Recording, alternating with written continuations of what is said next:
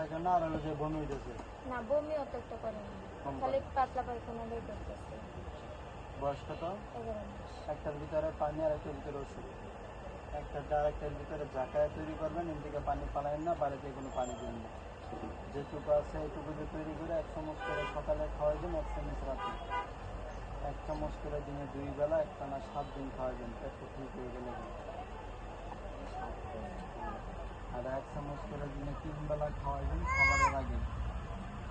এটা খাবার আগে খাওয়াইবেন, বমি ভাবটা কেটে যাবে।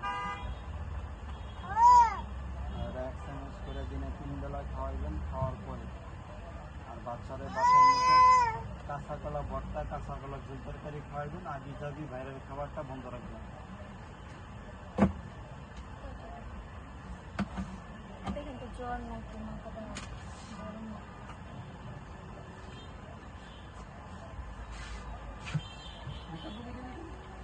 এই মেয়ে বই নাই তো।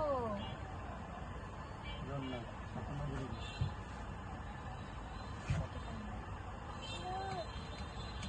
185 টাকা।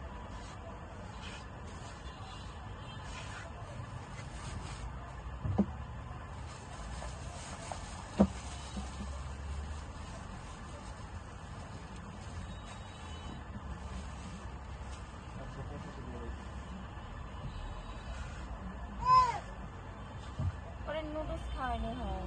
সমস্যা না, সিদ্ধ করে নুডলস খাওয়াই দেবেন। আর এমনিতে এখন বাসায় বিভিন্ন সবজি দেওয়া কাঁচা কলা দিয়ে খিচুড়ি করে খাওয়াইবেন।